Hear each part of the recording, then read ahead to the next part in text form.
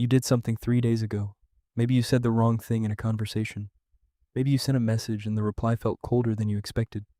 Maybe you made a decision that someone else questioned, or you spoke up in a room and immediately wondered if you should have stayed quiet. It is 3 days later, and you are still thinking about it, not constantly, but it keeps coming back, a loop that replays without your permission, a quiet background process running beneath everything else you're doing. You tell yourself it doesn't matter, you tell yourself to let it go, and then, unbidden, it returns. You are not anxious, you are not insecure, you are not overthinking. You are doing something your brain was built to do with extraordinary precision, and understanding why will permanently change how you relate to that voice in your head. Let's start with a number, 150. That is the approximate size of the social group in which the human brain evolved, not a city, not a company, not a social media following, a band of roughly 150 individuals, hunters, gatherers, elders, children, living in close proximity, depending on each other for survival, watching each other constantly. This number was proposed by British anthropologist Robin Dunbar in the early 1990s, and it has held up across decades of research on human social organization. Villages, military units, company divisions, religious communities. The groups that function most cohesively tend to cluster around this number. It appears to reflect a cognitive limit, the maximum number of individuals a human brain can track in meaningful social relationships simultaneously. In that group of 150, your reputation was everything, not metaphorically, literally. Your access to food depended on cooperative relationships. Your physical safety depended on others being willing to defend you. Your ability to find a mate depended on your standing in the group. Your survival in illness or injury depended on others choosing to help rather than leave. In that environment, being liked was not a social nicety. It was a survival mechanism. And being disliked, being seen as untrustworthy, lazy, cowardly, or socially toxic, was not merely uncomfortable. It was potentially fatal. A person excluded from the group on the open savanna did not have the option of moving to a different city. They died. This is the environment in which your brain's social monitoring system was built, and it was built to be relentless. Neuroscientist Matthew Lieberman at UCLA, whose research on social cognition has fundamentally changed how scientists understand the human brain, has made a striking discovery. When the brain has nothing specific to do, when it is not solving a problem, not focusing on a task, not processing sensory input, it does not go quiet. It defaults automatically to thinking about other people. The network that activates during this default state is called the default mode network, and the primary content of the default mode network, across hundreds of studies, is social. Who are the people in your life? What are they thinking? How do they feel about you? What did that interaction mean? What should you have said? What might they do next? Your brain's resting state is a social simulation.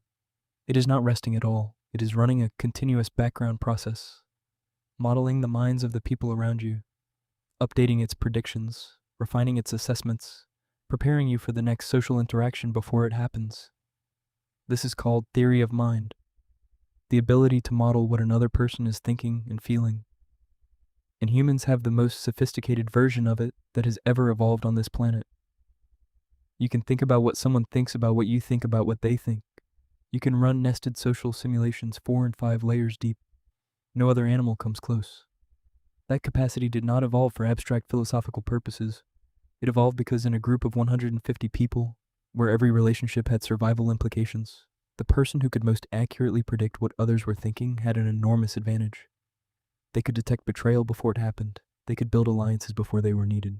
They could navigate conflict before it escalated. They could read the room. And the person who couldn't, they were the last to know. And in the ancient world, being the last to know was a position you rarely survived. Here is where this becomes personal. The social monitoring system your brain runs is not calibrated to your actual social environment. It is calibrated to a group of 150 people, all of whom knew you personally, all of whom had direct power over your survival, all of whom you would have to face again tomorrow. That calibration has not updated.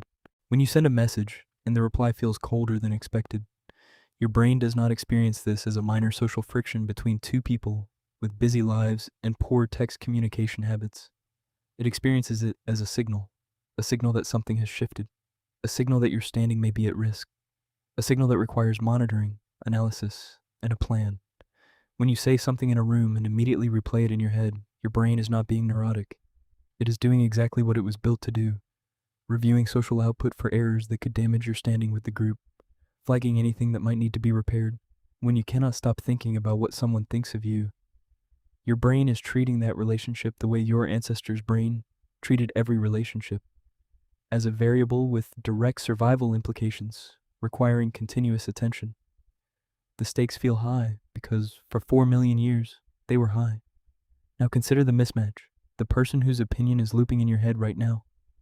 Are they in your group of 150? Do they have direct power over your access to food, safety, or belonging? Will you see them tomorrow and the day after, and every day for the rest of your life, in a group small enough that your reputation is known to everyone? Almost certainly not. You might see them occasionally. You might never see them again. You might be thinking about the opinion of someone who barely remembers the interaction you are still replaying 4 days later. You might be modeling the inner life of someone who is distracted, tired, or simply having a bad day, and who assigned no significance whatsoever to the moment that is still running on loop in your mind. But your brain cannot make that distinction automatically.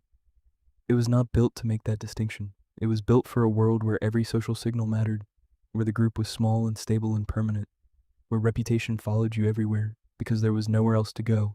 And so it treats every social signal with the same intensity, the same weight, the same urgency. There is a technical term for this in evolutionary psychology. It is called the environment of evolutionary adaptedness, the original environment in which a trait evolved to which it is optimally suited. Your social monitoring system is perfectly adapted to that ancient environment. In the modern world, it is running on a context it was not designed for, responding to threats that are rarely as serious as it believes them to be. This is why you cannot simply decide to stop caring what people think. The caring is not a decision. It is not a personality trait. It is not a flaw in your character. It is a feature of a system that was built for a radically different world, running in a world it does not fully recognize. What you can do is understand it. When the loop starts, when the replay begins, when the voice asks what they thought, what it meant, what you should have done differently, you can recognize what is actually happening.